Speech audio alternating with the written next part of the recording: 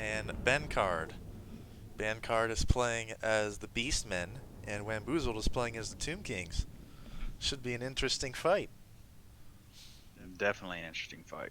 Do you think we're going to see a different army from the one we saw in the test series? I don't know. Well, it's hard to tell. We'll see. He's facing the Tomb Kings are facing a Beastman army, so we'll see. That's all I can really say is we'll see. So this map is Battle of the Cairn, and it looks very, very cool. I like the dark background on the map.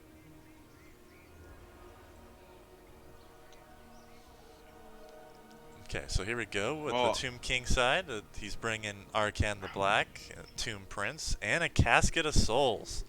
And one of my but favorite units, no ranged one of units. my favorite units for the Tomb King roster is the Tomb Scorpion. This thing can definitely go ham when in the right hands.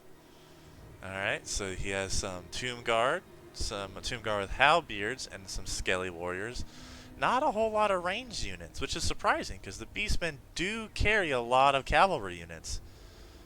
So that's going to be interesting to see. And over here on the Beastmen army, we see some Vanguard deployments, which is very, very nice. Some Centaurs and some Chaos Warhounds. And some more Vanguard deployments. We are seeing some Ungar herds and some Ungar raiders. So he's definitely having some archers in the battle. A Cygor, and he's using Morgar the Shadow Gave for his lord. And Gorbel. Don't forget Gorbel. Yeah. So this, I don't know a whole much about the Beastmen because I don't play them a whole lot. So this is going to be interesting to see. And the battle has commenced, and immediately upon the start of the game, the Vanguard has been seen. And he is going straight for those Casket of Souls. That is a good choice right there for that Vanguard. That's gonna put that that's gonna alter all the Tomb King's rain units just obsolete right there. If he can actually defeat that Casket of Souls, that will render his whole army useless. Maybe that's gonna be a clutch spawn by by Arcan the Black. And both chaff units have engaged. It's looking at this point to just harass with those Centaurs. Looks like the Tomb Kings are definitely going to be able to protect their Casket of Souls, but can the Casket of Souls manage to get some firing shots in?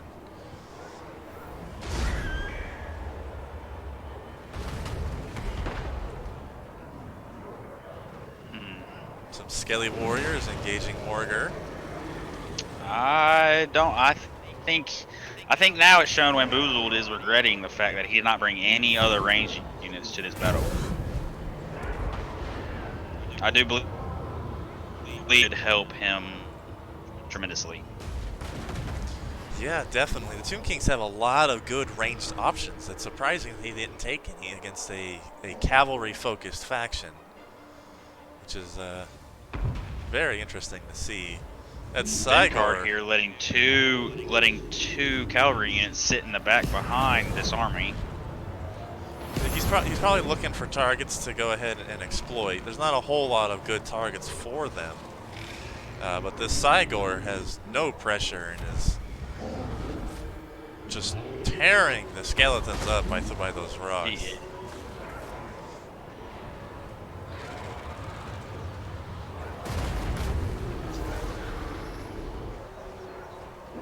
That Cygor is definitely a scary unit, just in detail alone. Yeah, look at the way he throws this rock too.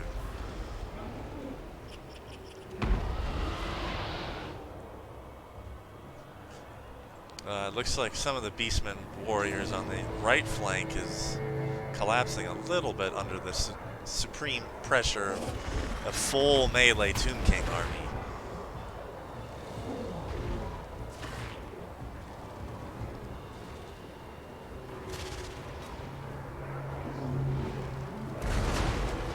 See if he can use and there it goes.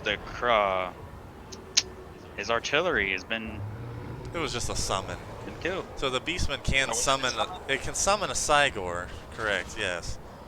And it only. Well, I was talking to Tomb Kings. Oh. The Crypto Soul. Oh, okay. That was killed. Oh, he killed the Casket of Souls. Yeah, casket. I'm sorry. It's definitely a hurt, but it's definitely not going to influence this battle. I do believe the Tomb Kings have got this in the bag.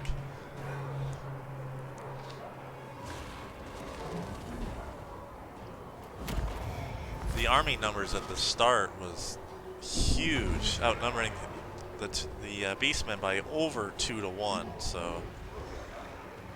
Well, not really, because of it. Also, you have to remember, it also counts the summon units. He just summoned three sets of armies. The Tomb Kings did. That's 3 skeleton warriors battalions. So that adds on to the number. It was around 17 and like 1700, and the Beastmen had 913. So it was just under a double. looking like a very tough fight. We're going into the front lines here. Those Tomb Guards are making Arcan very proud.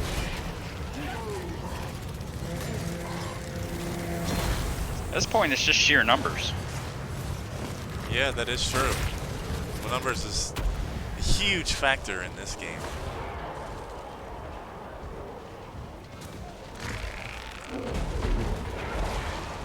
Look at the animations on the Tomb Scorpion also. That is definitely one of my favorite units for this faction.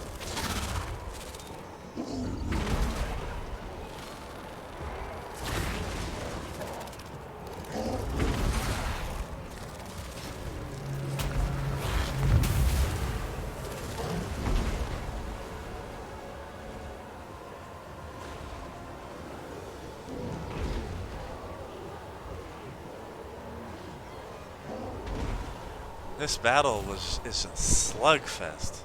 Both armies not heavy on the range, mostly melee, and it is a huge slugfest right now.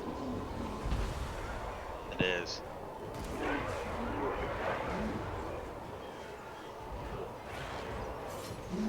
Tomb King summoned in another skeleton warrior here. So that'll help put his numbers way up above the Beastmen. It wasn't necessarily a good summon, but hopefully he gets some value out of them. But it looks like Morgar is definitely doing well on his own over here. Yeah, he is. 94 kills against. His regeneration is helping him out a lot. Yeah, that is true. But that is going to go away soon.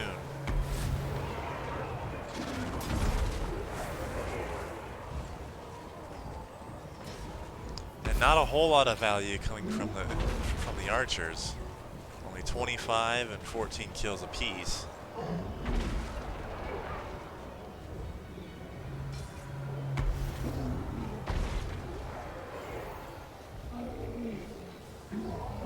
Bencard still has some cavalry right there that he can use.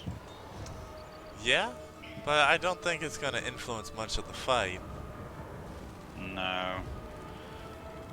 And then Whamboozled still has a whole battalion of skeleton warriors sitting in reserve.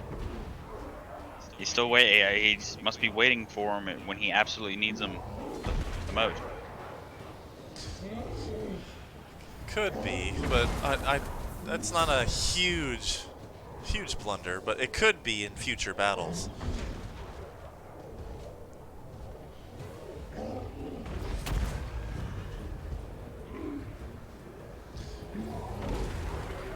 Morgar trying to escape Arcan.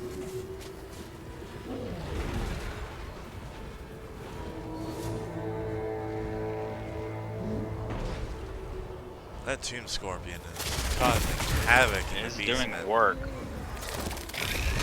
especially among those archers. That definitely was the right choice for this battle. Definitely a good choice.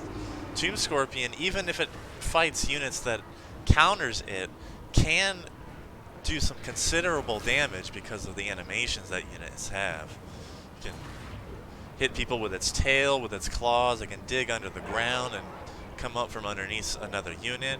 It's very hard to hit and lock down. I believe we're facing a mass route here. Yeah, nice route. And it looks like Whamboozled will take game 2 of the first series. Congratulations, he will be advancing to the second round.